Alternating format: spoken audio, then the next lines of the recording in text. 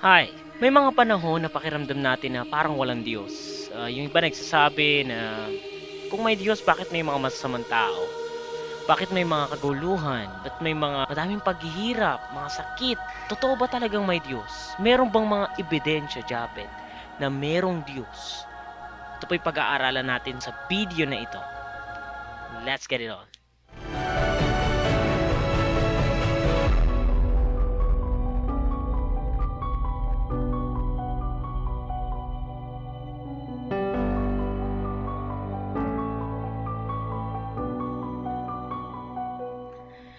Hi, ako po si Javed. Welcome sa JD Bible Study.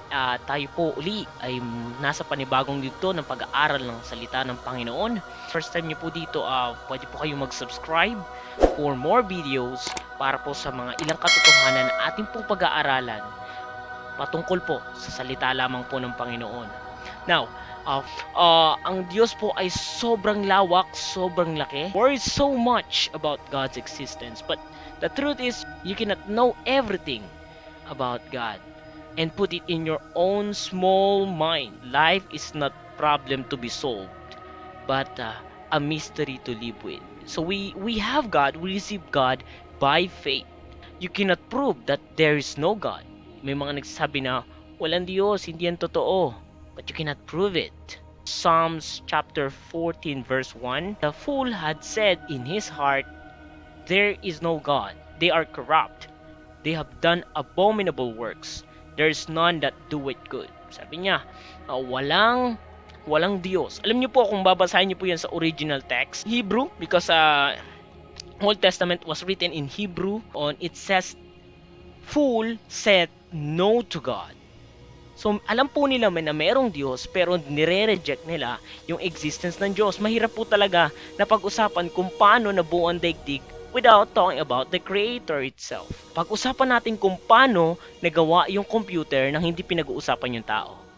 Mahirap po, di ba? We know that someone greater outside from the world created it. It takes more faith to think about that there's no God. Mas kailangan nyo ng mas malaking pananampalataya para sabihin walang Diyos. You can read the answer in the first 10 words of the Bible. So kung mababasa nyo po yun, in the beginning, God created the heaven and earth. Nasagot na po lahat ng katanungan na yun.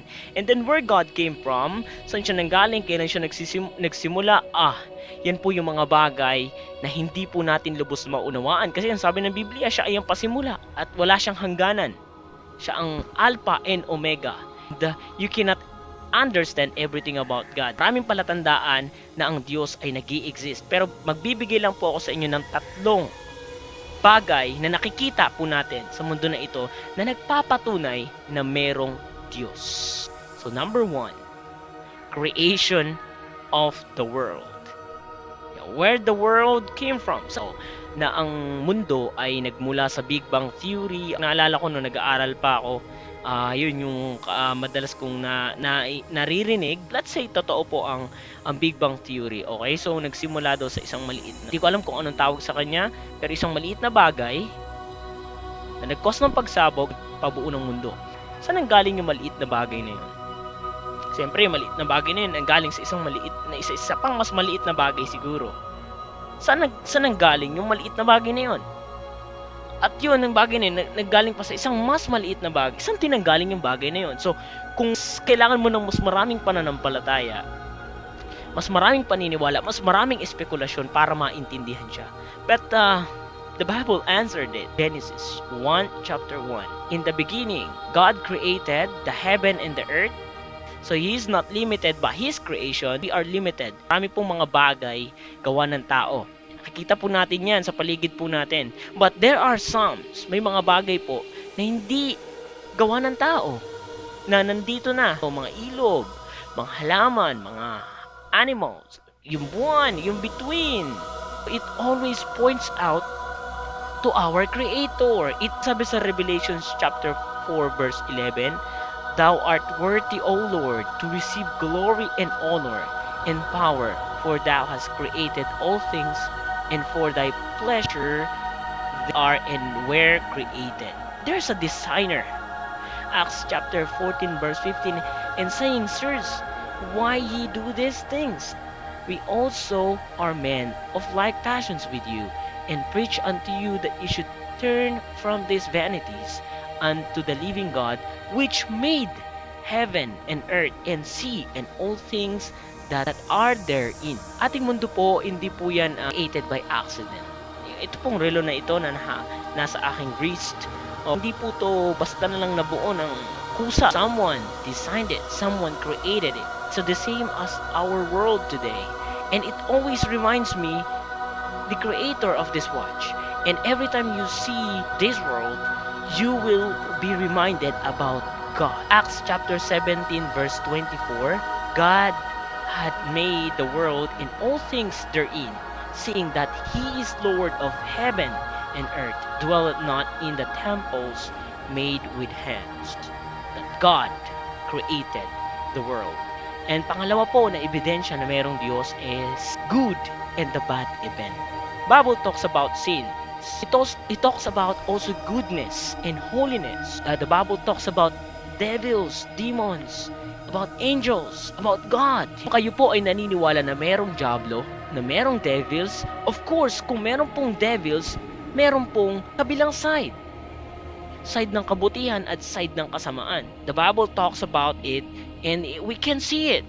We can see it in the newspaper, we can see it in the TV, in a place around us. So nakikita po natin yan. So sabi po sa 2 Peter chapter 2 verse 9, the Lord knoweth how to deliver the godly out of temptations, and to reserve the unjust unto the day of judgment to be punished. And the Bible talks about judgment a lot of times. So sabi rin sa Hebrews 9:27, diba? So after that, there is a judgment. Hebrews chapter 13 verse 4, a marriage is honorable in all, in bed and defile, but warmongers and adulterers God will judge. Proverbs chapter 16 verse 4, the Lord hath made all things for himself, yea, even the wicked for the day of evil. We can see it. We can see it everywhere. We can see it in ourselves because we are subject to sin. But ito po ay sa mga bagay na nagpapatunay na mayroon Diyos, no? Yung mga tao na kumilala sa Diyos, manginginom, dati siyang sugarol, sasabong, gumagawa ng mga bagay-bagay na sobrang sama dati. Pero makakarinig ka ng mga testimonies na ngayon ay nabago ang buhay, na naging pastor might be, naging man of God, nagkaroon ng hilig sa Bible, nabago ang buhay, nabago ang pamilya, and that is something that we cannot explain by ourselves. Sabi ng 2 Corinthians chapter 5 verse 17, therefore, if any man be in Christ, he is a new creature. All things are passed away. Behold, all things are become new. Sa mga tumanggap kay Kristo, nagkaroon niya ng panibagong buhay. Okay, nung tumanggap po tayo, opo, tayo po ay naligtas sa pamamagitan ng pananampalataya. Pero tatandaan po natin na yung pananampalataya will produce something in us. It will be seen by other people.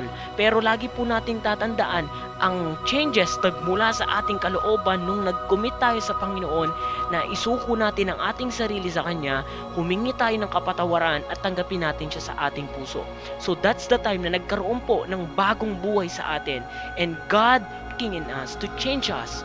The work of the Holy Spirit within us. So it indicates that there is God. It's a supernatural act that no man can explain it. But we receive it through faith. So sabi sa Galatians chapter 5 verse 22 and 23, but the fruit of the Spirit is love, joy, peace, long-suffering, gentleness, goodness, faith, meekness, temperance. Against that there is no such law. Dapat po nakikita yan sa ating buhay bilang mananampalataya. Hindi kaagad, pero yan po ay paunti-unti habang po tayo nagpapatuloy sa Panginoon. Unti-unti niya tayong inilalapit sa kanyang persona. You know what? Our goal here in this earth, be like Jesus. We are created to be like Him. So James chapter 1 verse 17, every good gift and every perfect gift is from above, and cometh down from the Father of lights, with whom there is no variableness, neither shadow of turning. Okay, so lahat po ng mga bagay na meron ka ngayon, maybe education, intelligence, talents, or even your family. Okay, lagi pong tatandaan natin, we are just a custodian. Tayo pinagkatiwalaan po sa bagay po na yan at hindi po talaga yan permanente sa atin. For what? To glorify Him. God is offering His eternal life to everyone willing to accept Him as personal Lord and Savior. But He cannot do it by force. You have to allow Him. You have to surrender yourself to Him. So the next evidence is creation of humanity. Opo, tumingin ka sa salamin mo, yes, ikaw po. The greatest evidence of God's existence is you. You are actually made according to the image of Him. Tayo lang po ang nilikha ng Diyos na ayon sa kanyang wangis. Sabi po sa Genesis chapter 1 verse 26, and God said, let us make man in our image, after our likeness, and let them have dominion over the flesh of the sea, and over the fowls of the air, and over the cattle, and over all the earth, and over every creeping thing upon the earth. So image. So we are the only creation of God who have spirit, free will, can think and solve problems on your own. We are actually get in charge of God, His creations. Your design, your DNA, skills, intelligence, and were designed by God. God created it for you. In Psalms chapter 139 verse 14, I will praise thee, for I am fearfully and wonderfully made. Marvelous are thy works, that my soul knoweth right well. Okay? So yan po, makikita po natin si David, nagpapasalamat siya that you are, I am, fearfully and wonderfully made by God. Know ye not that the Lord He is God, is He that made us, and not ourselves. We are His people, and the sheep of His pasture. God created us in His own image. You didn't create your own. Neither your parents. In Jeremiah chapter 1 verse 5, before I formed thee in belly, I knew thee. Before thou camest forth out of the womb, I sanctified thee, and I ordained thee a prophet unto the nations. O nasa sinapupunan ka pa lang ng nanay mo, ng magulang natin, dinedesign na tayo ng Panginoon. Ang Diyos ang nag-create sa atin, and He planned our birthday, our birthplace, sa Acts chapter 17 verse 26, and had made of one blood of all nations of men to dwell on all face of the earth, and had determined the times before appointed and bounds of their habitation. So, ang Diyos ay mananatiling Diyos kahit wala tayo. He created you because He's love. Because He loves us. We need Him badly. Ebidensya na maaaring makita po na that God is existing. Unang-una, the creation of the Word, a bad and good event na nakikita po natin sa ating paligid, and yung ating sarili mismo. God created us for a reason. He loves us. But we as humans, we transgress, we disobey God's law, and we became slave of sins, and we have to pay that. We have to pay that in hell. He wants us to get reconciled. So that's why He sent Jesus to die for our sins. Maraming mga tao mas interesado sa mga self-motivational seminars, how to establish businesses. Maganda, yan po yung nakakatulong. Dapat po yan ay ating pong gawin para po tayo ay masustain po natin ang ating pangangailangan.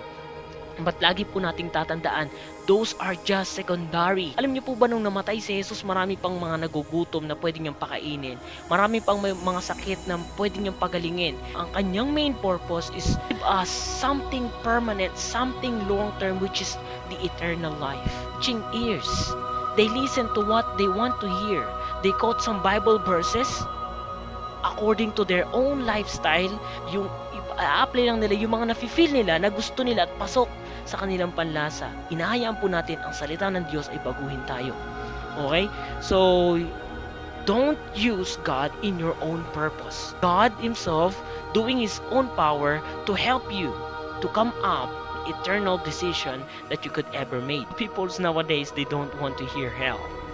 Pero ayaw po nilang pakinggan ito. They don't want to hear about spiritual things. Have you ever repented? Have you ever received God's forgiveness? It's either yes to Jesus and no to Satan, or yes to Satan and no to Jesus. Wala pong in between. Kailangan niyo pong mamili. At you can keep ignoring God. Okay na ako. Nasa simbahan na ako. I'm a good person in our town. Diba sinasabi, member of the church ako, leader po ako sa simbahan namin, and maybe attending church for how many years? Are you sure of heaven? I'm not talking about have you been in your religion. I'm asking, are you sure of heaven 100%? Are you ready to meet God? I'm not talking about your education. I'm asking now, are you sure of heaven 100%? I'm not asking if you are a good person or how many peoples have you helped and rescued, and how much money have you donated from charity. Because God's ultimate plan is for eternity with Him. God is real no matter what your decisions are. Say yes to Jesus and repent your sins. Receive Him by faith or say no, you will be doomed in hell. Forever. Lagi niyo pong tatandaan, mahal po kayo ng Diyos. Here am I.